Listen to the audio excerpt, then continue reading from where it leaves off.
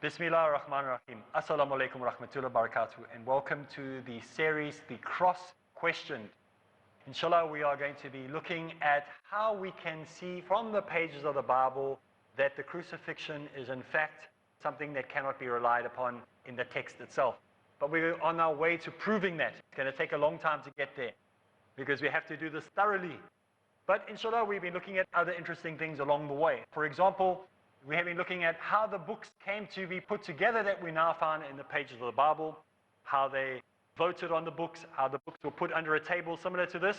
They locked the room, and somehow miraculously the books that were supposed to be in the New Testament miraculously floated up to the top of the table. Anyone found with any other text other than those ones on top of the table would be put to death if caught with those books. We also spoke about how Paul came on the scene into Christianity and how he overthrew all the teachings of the Christians that were around during the time of the Prophet Isa, peace be upon him, and took away their authority and replaced it with his own. We also looked at the Gospels as we have them today were extremely unreliable, and any of the books that we find in the New Testament are also unreliable, because specifically the Gospels, because these books were written about 100 years, and I said conservatively we'll give it to those people who have been arguing and saying no, it was 30 years. Even if they were written 30 years after the fact, it would be very, very difficult for these books to be accurate. Thus, they are based on hearsay from a long lost past. No human has ever lived that has been able to recall perfectly the past events with such a long period of time going by without affecting the actual content of what happened or being affected by what has happened in the meantime.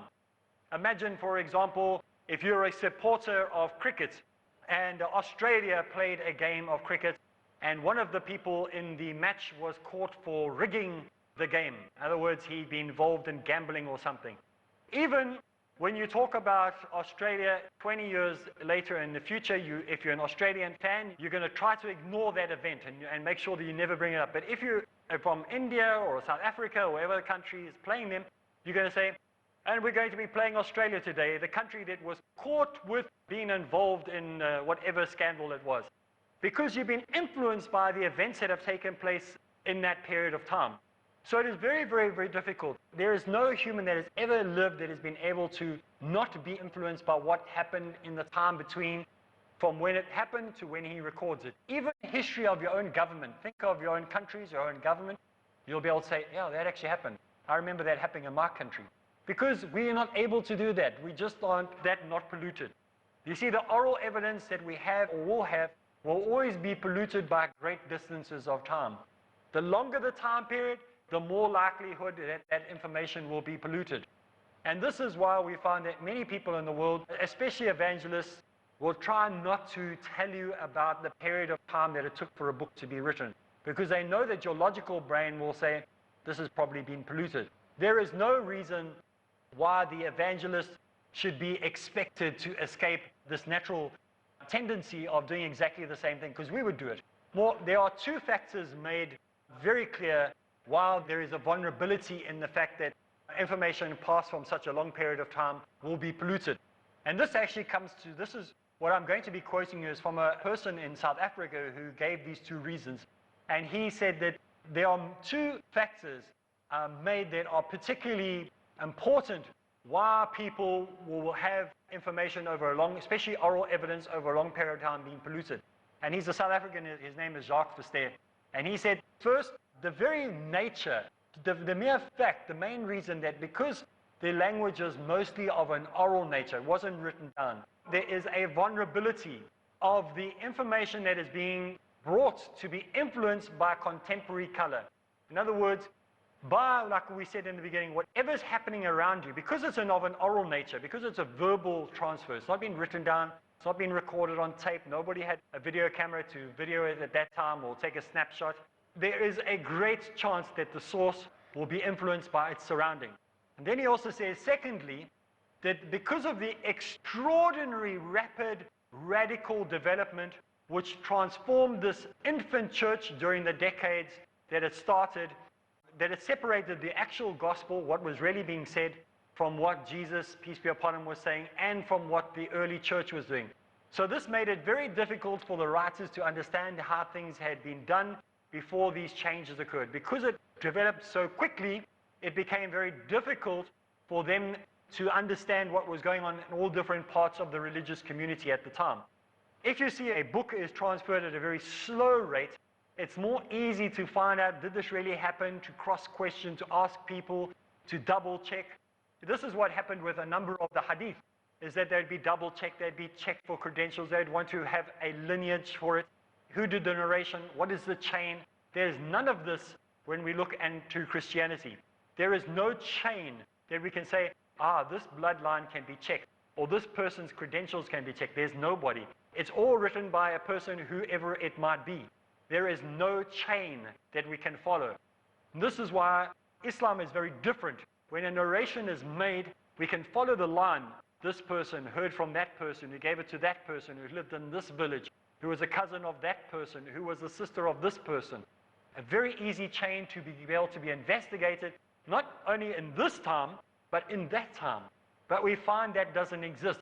So this is one of the second reasons that this brother gives. So if we look and we find that something as simple as the Lord's Prayer, we all have heard, many of us went to, even if you're a Muslim and you lived in a Christian country, perhaps you haven't even lived in a Christian country, there's two things you know well: the Lord's Prayer and footprints in the sand.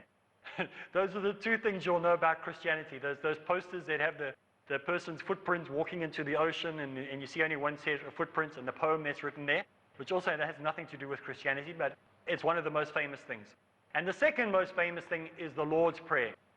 And the Lord's Prayer is something that I've always found quite amusing, because if we really read the text, he doesn't say, pray this prayer. He says, pray along these lines. In other words, each line in the Lord's Prayer is actually a separate prayer. It's not one completed prayer, but that's going off the topic for today's point. But let us consider just one example, and that is the Lord's Prayer, and looking at how we can see a breakdown in communication from one generation to the other, an understanding of the interpretation, or even how it can be polluted by the two ways that brother in South Africa, Jacques Besset, had given us an example, where he said, one, it can be polluted because of inaccuracy and growing too fast, and the second is because of being influenced by the color of the surrounding around you. In other words, the culture, the influences, the stories, the rumors. So let's look at it from the Lord's Prayer. The Lord's Prayer is the only teaching of Jesus wherein he instructs his disciples how to pray. He doesn't tell them anywhere else how to pray. So it's the only instruction in the entire Christendom where your God, supposedly, or in at least the prophet of Christianity, is teaching his disciples how to pray. I mean, we as Muslims, when we hear how to pray from the prophet's mouth, we want to know exactly how he did it. I mean, how did he stand? What did he do? What did he do before? We are so inquisitive because this is the prophet you're talking about. Yet, in Christianity, it's the only teaching of Jesus wherein he instructs his disciples how to pray. So, it is going to be perfect, because no one can possibly get this wrong. I mean, this is the only time, one and only time. So Mark and John, who are close followers, supposedly of the Prophet Isa, peace be upon him, must surely mention the Lord's Prayer. But neither John or Mark even mention the Lord's Prayer. It's not even in existence. It doesn't even appear. The only two people that talk about it are Matthew and Luke, and then they give their own very separate versions of the narrative. So there are 4 books that should have it. Only 2 mention it, and those 2 that do mention it have very, very different understandings of the same words that they heard their prophet or their Messiah or God the Son speaking according to Christianity. According to Matthew, the prayer was taught in the course of what has come to be known within Christianity and even through to today as the Sermon on the Mount. Since the sermon was supposed to have been given up on a hill, as Matthew chapter 5 verse 11 says, there must have been a great multitude of people either on the hill or downhill listening to what he said. But when we look at the book according to Luke, or we look at Luke's gospel, this prayer was not taught as part of this particular sermon, which was given down the hill on level ground according to Luke chapter 6 verse 17. So In Matthew chapter 5, verse 11, it's the Sermon on the Mount, up on the mountain. In Luke chapter 6, verse 17, when they talk about exactly the same story, it's down the hill on level ground. So one of them has got it wrong. But Luke records it much later than the Sermon on the Mount. He has it much later. In Luke chapter 11, verse 1 says, "And a certain place Jesus was at prayer. When he ceased, one of the disciples said to him, 'Lord, teach us how to pray, as John taught his disciples.' And he answered, 'When you pray, say.'" But in Luke chapter 11, verse 1 to 2, this is where this course takes place. Nowhere near the Sermon on the Mount or anything like that. So the Lord's Prayer must have been memorized by Jesus' disciples and later followers of him a long time after Jesus in his own original words and language. I mean, it's highly unlikely that the people wouldn't have wanted to speak exactly the same words he spoke, to feel closeness to him. I'll give you an example of this. Imagine, for example, you went to China or India or Russia or any country where they don't speak English, somewhere where English is not spoken widely by the masses. If you had to ask them, sing a song, a secular song, a well-known song, a song that one of the celebrities is singing, one of the well-known singers is singing, will they take that song and translate it into their own language, or will they sing it in English? No. Even though they don't even understand English, they will sing it in the language that is English, because that's the way the song was written. Well, let's take a break, and when we get back from the break, we'll continue, inshallah.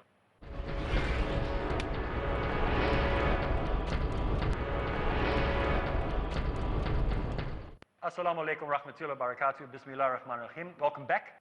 We said before the break that we were talking about the Lord's Prayer, and that the Lord's Prayer must have been memorized by Jesus' disciples and later followers for a long time after Jesus in its original wording, in its original language. It's only logical that the people would want to have remembered it and said it in exactly the same way Jesus taught it. Yet today we do not have any records of what Jesus really spoke or taught in his own language. Even the two versions that we do have cited both in Matthew and Luke are different to one another. They don't agree. So surely they should agree on such a very, very important thing. It is certain that the original words quoted by these two gospel writers must have been very different and from very different translators to have been mistranslated or be translated differently. Therefore, it is unlikely that the Lord's Prayer was ever a part of the New Testament. In fact, it's probably an addition that was planted in at a much later stage. If it was in the original writings and it was translated from the original writings, then there's something seriously wrong with the translators, or something seriously wrong with divine inspiration from God, if God can give you the wrong translation in two different translations within the New Testament. And this we do not find in case with the King James Version or the New International Version, but we find it in all versions. All of the versions of the Bible, no matter what version you may choose, even if you're using the Jehovah's Witness translation or the Seventh-day Adventist translation, you'll find both versions recorded differently. I checked. Even from the same Gospels, different manuscripts record different words. So even if you're in the book of Matthew and it's the Lord's Prayer in the New International Version, it's not translated the same as it would be in the English Bible. It's different, even within the same Gospel. So we see that there are many difficulties amongst the most authentic manuscripts. So even the so-called most authentic manuscripts, in the matter which are the direct teachings of Jesus, peace be upon himself, which must have been memorized and must have been repeated millions of times in prayers by his disciples and later by those followers who came after him, they can't get it right. They couldn't even record the Lord's Prayer correctly in English, let alone the fact that it should have been in Aramaic, which everybody would have known at that time. So we don't know the spoken words of the native tongue of the Prophet Isa, peace be upon him. It's anyone's guess where these words have gone, what has happened, or what these original words of the Prophet Isa were supposed to have said in the first place. Unfortunately, these words are all lost, or maybe they have been kept hidden on purpose by the powers that be forever, or until one day when, inshallah, somebody is honest enough to come forward. And some of the canons which form the foundation of the belief of the largest religion in the world are still not available to the masses today, or that is of 2013. Maybe since this recording, the Vatican has released more documents, or those Jewish scholars that have got many of the manuscripts they have not released yet to the public will have released them. But inshallah, until that time, we are going to have to remain in the dark on what actually happened. And this is the evidence in which we must contend in order to prove or disprove, for it is the internal evidence which we're going to have to use to make sure or prove one way or the other whether Jesus Christ was or was not the Son of the Most High, whether or not he died on the cross for the redemption of the sins of mankind. And this is what we have to contend with. And such are the issues that we as Muslims are having to contend with when looking at this question of the cross question. So let's move straight forward and go on towards the journey towards Jerusalem, because this is actually where we're starting the program from. All this that we have done up to this point has been a form of introduction. So we're looking at the journey towards Jerusalem. So let's have a look what the text actually says.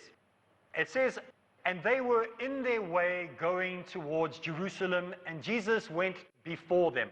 So you can imagine that these disciples of Jesus and Jesus himself were on their way, making their way to Jerusalem. And it goes on to say, and he took again the 12. Who are the 12? The 12 disciples that were with him. And he began to tell them what should happen and things that were going to happen to him, saying, behold, we are going into Jerusalem, and the Son of Man shall be delivered unto the chief priests and unto the scribes. And they shall condemn him to death, and he shall be delivered from them to the Gentiles. And they shall mock him, and they shall scourge him, and they shall spit upon him, and they shall kill him, and on the third day he will rise again.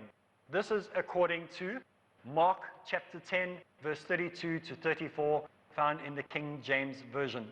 All the versions have more or less a similar thing to say, but some of the wording is different. According to the New English Bible, the last sentence actually should read, and 3 days afterwards he will rise again. Remember the King James Version says, and 3 days he shall rise again. The New English Bible says, and 3 days afterwards he will rise again. The Revised Bible Version says, and after 3 days he will rise again. The New International Version says, 3 days later he will rise. And the New World Translation, the Jehovah's Witnesses version, says, 3 days later he will rise. So according to the Gospel of Matthew, chapter 20, verse 19, the King James Version says, and 3 days he shall rise again. And the New English Bible says, on the third day. The New Revised Bible Version says, the third day. And the NIV says, on the third day. And the New World Translation says, the third day. So you might be asking, well, why are we going into all this 3 days, 3 days, 3 days? Some modern translators agree that while Mark says 3 days later, Matthew writes on the third day, and so does Luke. And you can look in Luke chapter 18, verse 34. So why am I worried about this? Listen to it again. Some translators agree that while Matthew says 3 days later, Matthew writes on the third day, and so does Luke. This means a difference of 1 day. So apparently the King James Version was mistranslating or misunderstood, and so they corrected it. So you find that this is how they quickly went about changing this to make sure they didn't have it the same way as the other translators put it. And so there's a simple case, as far as they're concerned, of wrong counting of the original manuscript of Mark. So before we even get into the story of going anywhere near crucifixions or anything, we find that there is a problem of 1 day already. Now, on the road to Jerusalem, Jesus declares in Luke chapter 13, we have this whole discourse from Luke chapter 13, verse 33 to 35, where it says, it cannot be that a prophet, and this is Jesus himself speaking according to Luke. So go check it, write it down, Luke chapter 13, verse 33 to 35. And it says, this is Jesus himself speaking according to Luke. It cannot be that a prophet perish out of Jerusalem. He doesn't refer to himself as the Son of God. He doesn't refer to himself as God. He says, I'm a prophet. So he says, how can it be that a prophet perish out of Jerusalem? And he continues to quote, says, oh Jerusalem, who kills the prophets and stones them which came and were sent out of there. And he goes on to this whole long discourse. He says, how I long to gather you, like a hen does gather her brood under her wings. And he has, I mean, it's a beautiful analogy. Like imagine like a chicken, how he looks after the baby chickens, the mother hen looking after. He gives this analogy. Behold, this house was left in desolation. Verily I say unto you, blessed is he who comes in the name of the Lord. And this whole beautiful description is given. Jesus' disciples listen to Jesus talking like this. But simpletons as they are betrayed, the next verse, in verse 34 says, they understood none of these things. And this saying, they did not understand a word that he had spoken. So according to Luke, Jesus is saying, according to his own words, I am a prophet. People won't understand me when I go to my own village. People will not accept me. They will reject me as a prophet.